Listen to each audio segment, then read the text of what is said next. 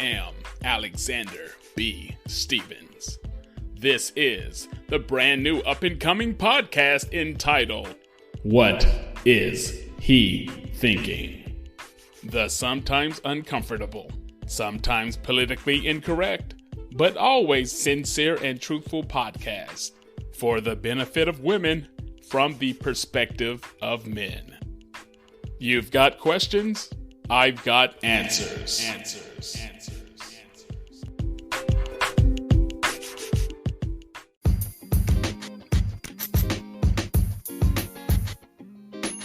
What's going down? How are you doing? How are you feeling? How are you living? This is your host, Alexander Stevens, back with another edition of the What Is He Thinking podcast. Today's episode is going to be a little different from our standard episode. Today's episode is going to be what I like to call a Ask Alex episode. During Ask Alex episodes, I will answer questions that I either received from you via my email, heard in person, or I came across on social media online somewhere. If you want one of your questions to be included on a future Ask Alex episode, all you have to do is email it to whatishethinking@gmail.com. And if I can answer it in 10 minutes or less, it will be included in an Ask Alex episode. And if it takes me longer than 15 minutes to give you a real answer, I'll just make a full regular episode dedicated to that question or topic. Well, enough with the introduction and the parameters. Let's get to it.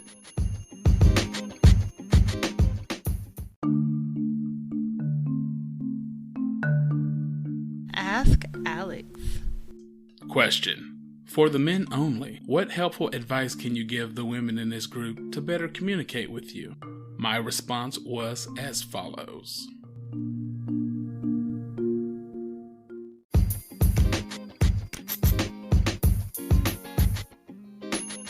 Communication is both listening and absorbing information from another individual and conveying your own thoughts and opinions back to the first individual that you listen to. So I'm going to break things up in the following way. When listening to a man, focus on the main idea, his point, and not the tone it was delivered with or the other details around that main point. 2. Men communicate with actions more than they do with words many times. Pay attention to his actions more than you do his words. When speaking to a man, if you're just talking to talk, if you're just talking to vent, and you do not want him to try to solve your problem or fix your situation, start off by telling him so that he understands that he just needs to be a listening ear. 2. Begin whatever you're going to say with your ultimate main point first, before going into elaboration and details on all the other specifics that you wanted to talk about. 3. Reiterate your main point in the middle and once again at the end of whatever you're talking about with your guy, if you're going to be talking for more than 2 minutes. 4. Do not wait until a man brings you a complaint or concern to bring him your complaint or concern. Accept accountability for whatever he is talking about and wait for another time to bring him your issues. Last but not least, 5. Constant communication or excessively long sessions of communication is draining and annoying to most men. Quality over quantity. Make your conversation and communication count. Idle talk and chit-chat, or 3 times a day status updates, or 4 times a day status inquiries are no good.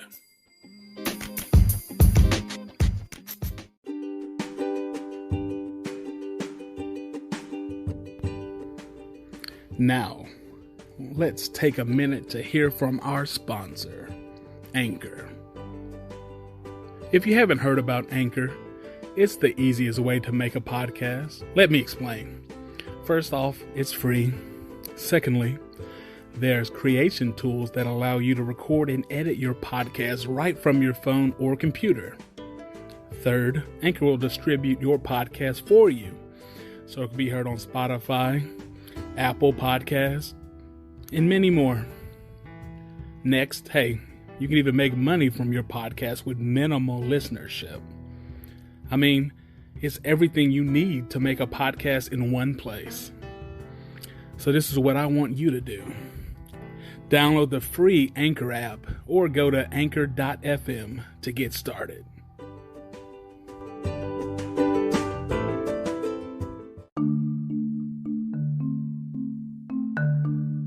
Ask Alex. Today's question is as follows. Hello, I have a question and I really want the male perspective. I am single, but my son's father and I have tried countless times to work it out and be a family, and it just seems impossible. At this time, we are at an impasse because I feel like he tries to control my every move like I'm a child, and I want to be treated like an equal. For context, I do make more money, but money is not that important to me. I am a leader. I am a real woman. I can move in ways my king can't, and to me, that's just factual. I try to be supportive, but he feels like I'm trying to change him, when I feel he is just growing into a man, his true self. Our current problem is, he would like to be able to tell me how to dress. If I don't answer a phone call while I'm out, he makes me feel like I'm a liar and a cheater, and I feel like he interrogates me when it comes to female or male friends. For the first 5 years of the relationship, I allowed it, but we've been separated for about a year, and I realize the kind of pressure those things put on me, so I'm putting my foot down. Am I overreacting? Should he be allowed to do these things to be my spouse? How many questions is too many questions for me to be able to talk to people I know? I won't live in a cage to love anyone. It's not love to me, but I know as men feel like this is how they lead. Is that okay?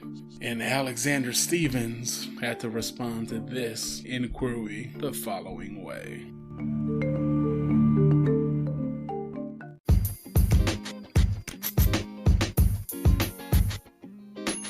Based on your side of the story alone, y'all should break up. I do wonder what his side of the story is, though. But since all I have is your side of the story, that's all I can work with. Based on your side of the story, he is insecure. He is insecure partially because he isn't the provider in the relationship, because you make more money. He might be insecure because he feels like you're out of his league, looks-wise. He might be insecure due to his own childhood. Or he might be insecure because he knows deep down you are smarter than him. This insecurity makes him want to check up on you a lot because he's nervous that you might leave. This is a problem he is going to have to deal with himself. You are not going to be able to do much about it. But as I kept reading, I did notice something that you said. Most men do not want to battle over who's the leader of the relationship or the household. You say you are a leader, but men want to lead. And if y'all were to get married and you're the Christian woman you claim to be, God would want the man to lead too. So this is always going to cause a problem. What I'm about to say isn't popular, but I feel it's true. Two-person, 50-50 leadership sounds nice. People talk about it a lot today here in 2020. But tell me what other organization, what other group, what other business on planet Earth has shared leadership between two people only? Perfectly shared leadership between two individuals. I can't think of any. In my opinion, it's against human nature. When there's a pair or a group of people, there is always a hierarchy where one person is the leader or one committee group of people serve as the leader. But even within this leadership committee, there's typically a leader within that. There's never just two people with equal power and equal ability co-leading perfectly equally. I've said in the past that if a woman doesn't trust the leadership ability of a man, she should not be with that man seriously. And they definitely shouldn't marry or reproduce with. So I suggest that if you guys don't go into independent solo counseling and also go into couples therapy, that both of you should go your separate ways. And in the future, find a new man that you do not mind following, and or find a man that's doing better than you are, so the chances of him being insecure and treating you the way your ex has is slim. So once I sent that response, she responded to my response with the following.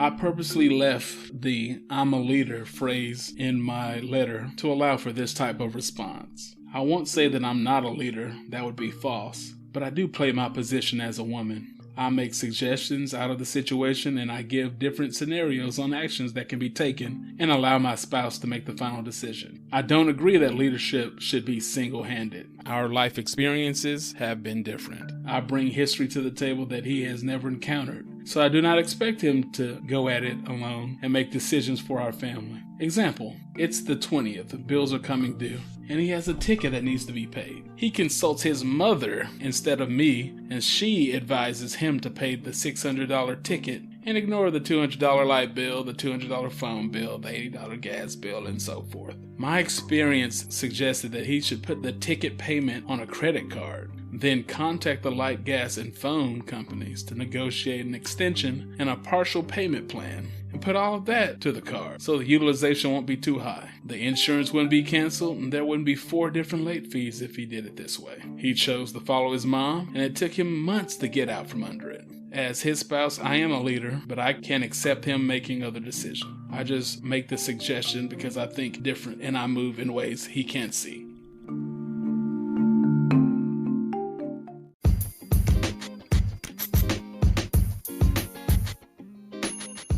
So when I'm reading her response, I don't know, I'm a little confused because her first email kind of sounded like she was single or not with this guy anymore, or never married to this guy. But then at the end of that first message and with her response message, she's talking about him as if they are a marital item. Anyway, here's my response to her response. When I say a singular leader, I do not mean he makes decisions and runs the intricate details of everything alone. A good leader knows how to delegate. A good leader knows what he is good at and what he isn't good at. And a good leader knows who to consult for wise counsel and who to avoid. A good leader knows who will only tell him what he wants to hear and who will tell him what will help him.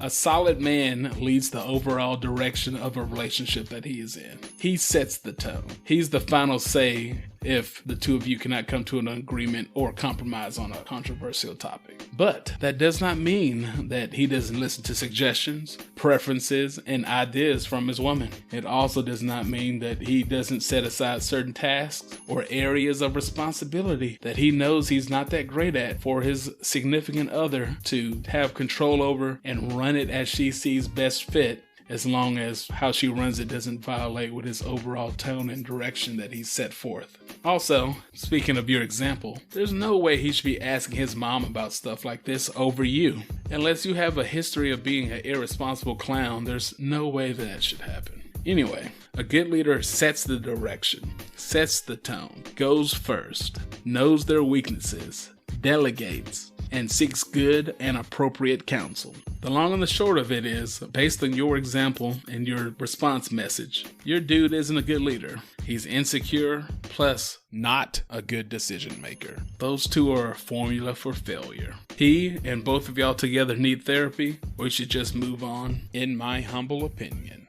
So, if this individual gets back to me with an update on her situation, I will share with you guys, but if not, hopefully I helped her and I helped you if you are in a similar situation as she is.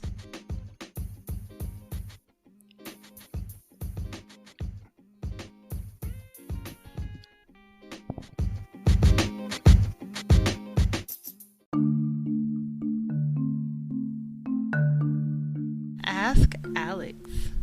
Today's topic I ran across online in a dating and relationships group, and it reads as follows. Do you think success is a liability for powerhouse women? And then it refers to an article on fastcompany.com entitled Why Ambitious Women Get Divorced More Often Than Ambitious Men. So, question once again, do you think success is a liability for powerhouse women? And the following is my response.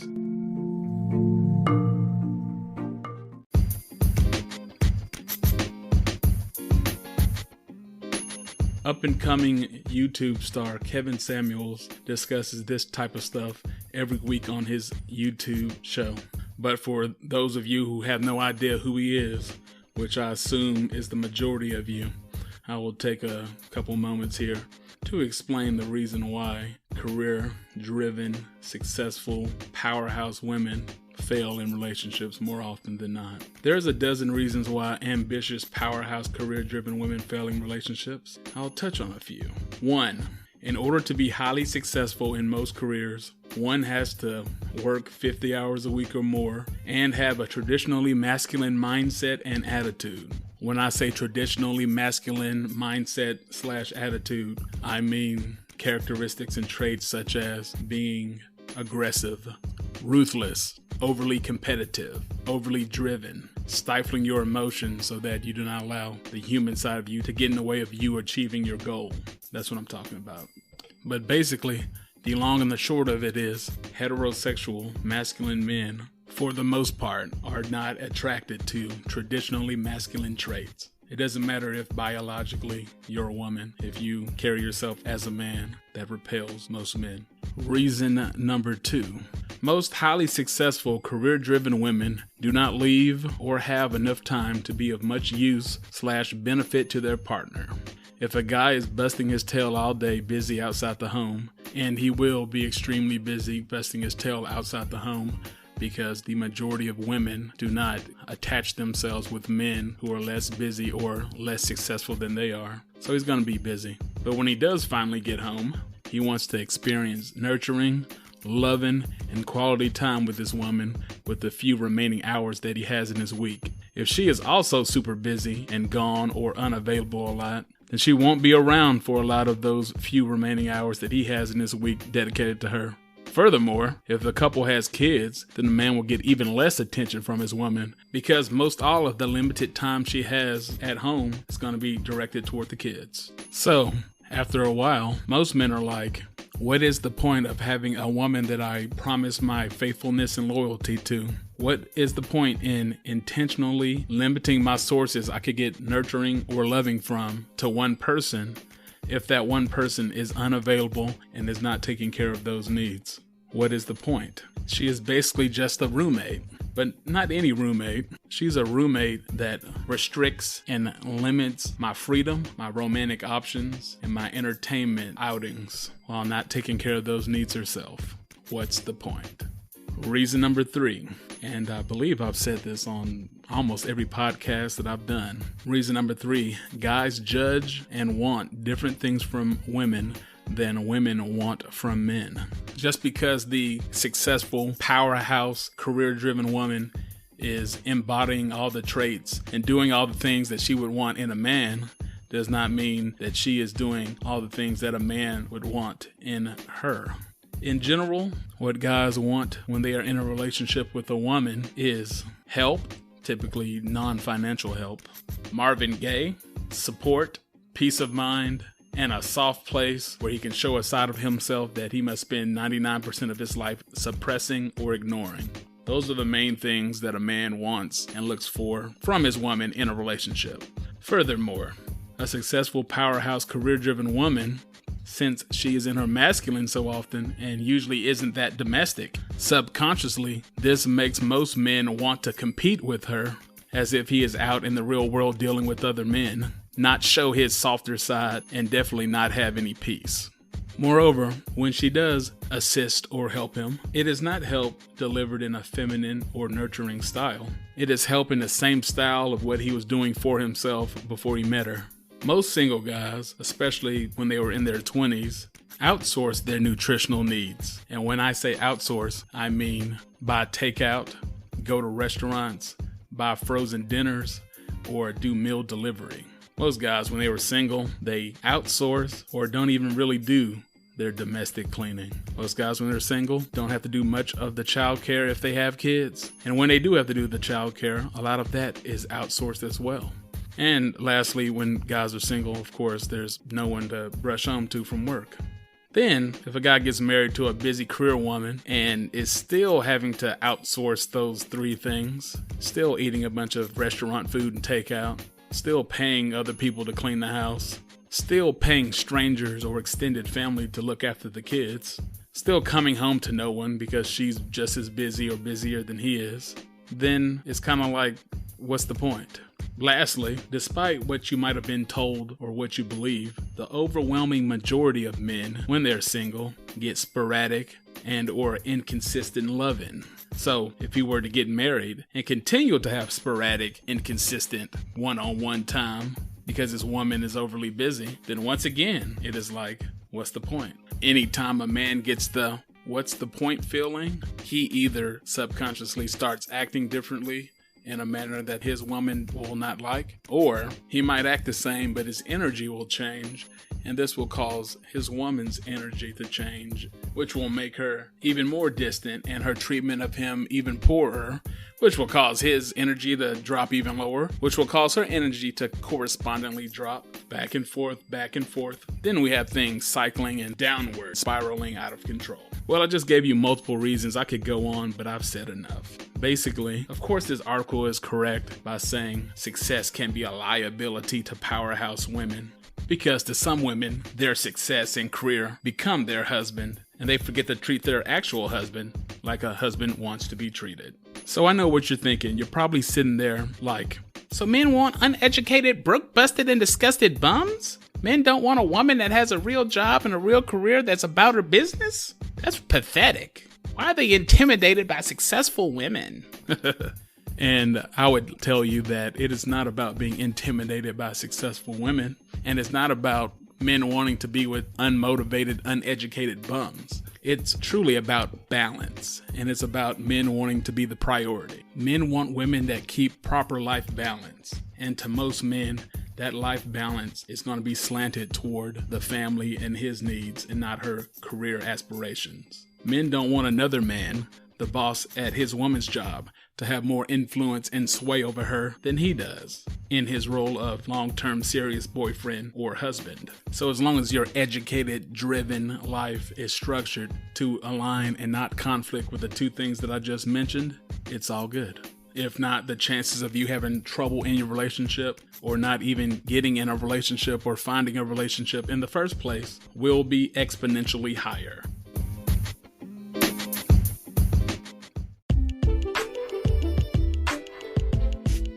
Well, that just about wraps up this episode of Ask Alex. And remember, if you potentially want to be included on a future episode, just shoot me an email. If any of my answers today were confusing, also contact me and I will attempt to clarify things for you. If one of my answers you just vehemently disagree with, you can type that up in an email and then delete it because I have no use for it. What's generally true for the majority of men is what it is. I appreciate you taking time out of your day to listen to what I have to say. And if you found any part of this episode helpful, thought-provoking, or intriguing, please share it with a friend. The more people I can help, the better I feel within. And like I alluded to earlier, if you have any questions, any suggestions for new topics for me to discuss in the future, or if you need any clarification on anything I have spoken on, please just shoot me an email at whatishethinking@gmail.com. whatishethinking@gmail.com. Or you can send me a message via my Anchor website. All you need to do is go to anchor.fm/whatishethinking/message. anchor.fm/whatishethinking/message. Go there, leave me a couple words, and if it's constructive, I will definitely get back to you or keep your thoughts in mind when I record future podcasts. And never forget, I'm not here to tickle your ear. My only goal is to tell you what you need to know. I'm not here to offend. I just want to see you win with men. Well, until we meet again,